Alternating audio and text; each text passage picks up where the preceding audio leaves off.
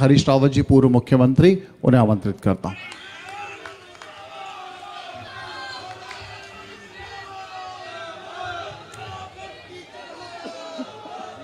हम सबके नेता, आप सबके मनों के दुलारे और देश के अंदर जो वास्तविक अर्थों में प्रतिपक्ष हैं, आज सरकार की आंखों में आंख डालकर कोई बात कर रहा है, कोई इस सरकार के काले कारनामों को चुनौती दे रहा है, तो उस आवाज़ का नेतृत्व श्री राहुल गांधी जी कर रहे हैं। वो आपके बीच में हैं। हमारे प्रदेश कांग्रेस के सम्मानित अध्यक्ष जी, प्रभारी जी, प्रीतम सिंह जी, हमारे साथी सहयोगी यशपाल आर्या जी, बेहड़ जी सहित मंचासीन हमारे सभी सम्मानित प्रत्याशीगण और नेतागण, सभी हमारे किसान दोस्तों, बहनों और भाइयों, हम सब राहुल जी का उत्तराखंड की इस पवित्र धरती में और तराई के इस कर्मवीरों की धरती में बहुत बहुत बाहें फैलाकर स्वागत करते हैं, अभिनंदन करते हैं। राहुल जी, आपका उत्तराखंड से एक विशेष नाता है और इस तराई से भी आपका नाता है।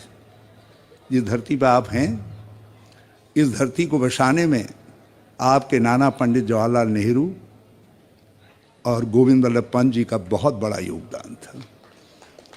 जितने स्वतंत्रता संग्राम सेनानी आए, पाकिस्तान से विस्थापित होकर, पूर्वी बंगाल से विस्थापित होकर हमारे भाई आए, उन सबको बाहों में लाकर यहाँ बसाने की नीति, जिस नीति के परिणाम स्वरूप सारे देश को फायदा हुआ, एक अन्न भंडार इस धरती के गर्भ में पैदा हुआ तराई के रूप में, तो उसका श्रेय पंडित गोविंद वल्लभ पंत जी के साथ जवाहरलाल नेहरू को जाता है। ये उनका दिशा निर्देश था। यहाँ पर जो एग्रीकल्चर यूनिवर्सिटी है, जो हम सब का गौरव है, वो भी उन्हीं के प्रयासों से यहाँ पर बनी। हरित क्रांति के जरिए पंतनगर विश्वविद्यालय ने जो योगदान दिया, उस योगदान में जो भागीदारी हमारे किसानों की रही, मैं उसका अभिनंदन करता हूँ। और हरित क्रांति से लेकर दुग्ध क्रांति, श्वेत क्रांति, जितनी भी क्रांतियाँ कृषि क्षेत्र में आई, मुझे ये कहते हुए हार्दिक प्रसन्नता है कि वो सारी क्रांतियों के जनक इंदिरा गांधी जी थी, वो उनके कार्यकाल में पैदा हुई।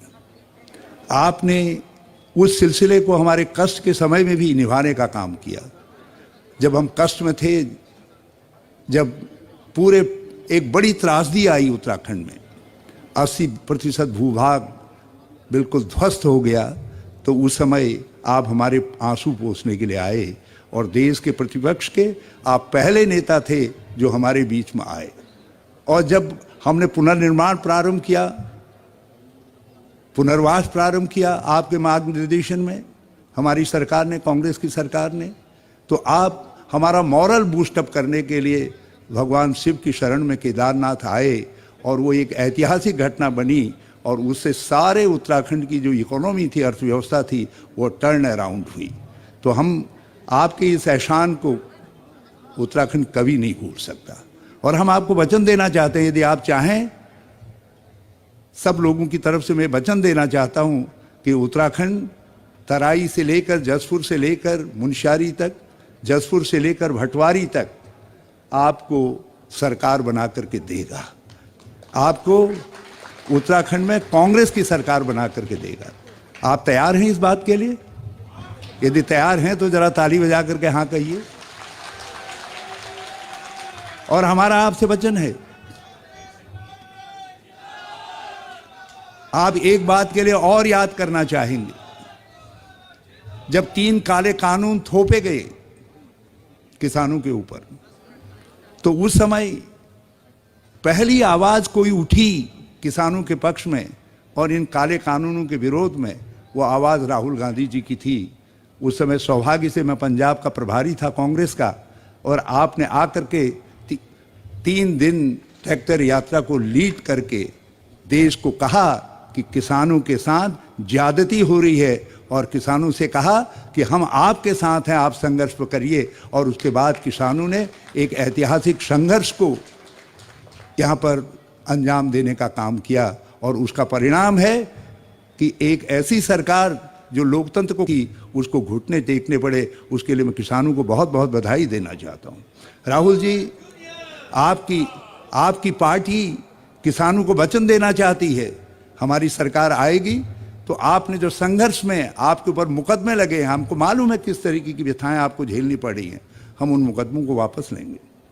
मैं आपको ये भी आश्वस्त करना चाहता हूँ, ससम्मान वापस लेंगे। जिनका नुकसान हुआ है उस नुकसान की भरपाई करने का काम करेंगे।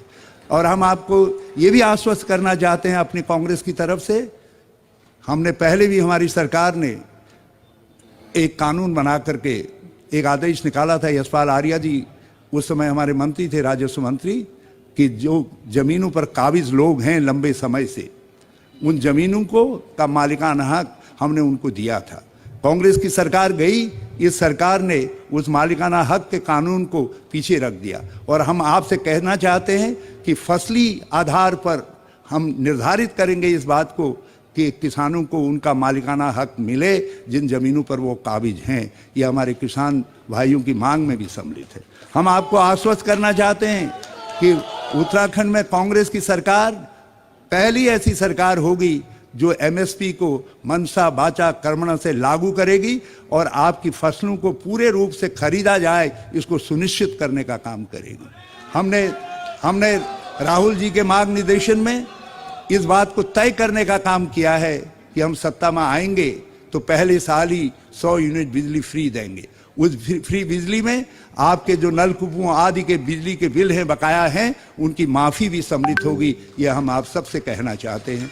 मैं आपको इस बात के लिए भी हम आश्वस्त करना चाहते हैं कि एमएसपी को कानूनी अधिकार देने की जो आपकी मांग है, उस मांग के साथ आप उत्तराखंड की कांग्रेस की सरकार और उत्तराखंड के कांग्रेस जनों को साथ खड़ा पाएंगे। हमने अभी अपना घोषणा पत्र जारी किया है, माननीय प्रियंका जी आई थी उस घोषणा पत्र को जारी करने के लिए। हमने उस घोषणा पत्र में कहा है कि 4 धाम हजारों हजार काम, वो हजारों हजार काम हमने बद्रीनाथ, केदारनाथ, गंगोत्री, यमुनोत्री के वरदान के रूप में, उनके आशीष के रूप में उत्तराखंड की जनता के सम्मुख रखे हैं। उसमें हमने कहा है आपसे कि आप हमारी सरकार बनाइए, हम 5 साल में 4 लाख रोजगार पैदा करेंगे स्थायी नेचर के जो है। हमने कहा है कि जो 57,000 पद सरकार में खाली पड़े हुए हैं, हम उनको पहले साल ही भर्ती उनको पूरा भरने का काम करेंगे। हमने आपसे कहा है कि हम जो स्वास्थ्य सेवाएं कोरोना काल में ध्वस्त हो गई थी, आप सब जानते हैं कि देश के अंदर दूसरे नंबर पर प्रतिशत के हिसाब से ज़्यादा लोग कहीं मरे तो हमारा उत्तराखंड है। इन्होंने स्वास्थ्य सेवाओं को बिल्कुल चरमरा दिया। हम स्वास्थ्य सेवाओं को सुधार करके हम स्वास्थ्य सेवाओं को गांव-गांव, द्वार-द्वार पहुंचाने का काम करेंगे। हम ऐसे 5 लाख लोगों को चयनित करेंगे जो कोरोना से त्रस्त होकर के जिनके काम बंद हो गए, नोटबंदी, जीएसटी से जिनके काम बंद हो गए, जो लोग आज खड़े नहीं हो पा रहे हैं, जो बिल्कुल गरीब हैं, अपने परिवारों के लिए बुनियादी सुविधाएं नहीं जुटा पा रहे हैं, उन परिवारों में से उन 5 लाख, वो संख्या ज़्यादा भी हो सकती है, हम उन लोगों को हम 40,000 रुपया हर साल देने का काम करेंगे ताकि वो खड़े हो सकें। वो हमारे नागरिक, हमारे राज्य के नागरिक हैं। एक निवेदन, एक पुष्प हमने आपको एक नारे के रूप में, एक कविता के रूप में दिया है। हमने आपसे कहा है कि बनाओ बनाओ कांग्रेस सरकार, लाओ लाओ कांग्रेस की सरकार, गैस का सिलेंडर नहीं होने देंगे 500 रुपये के पार।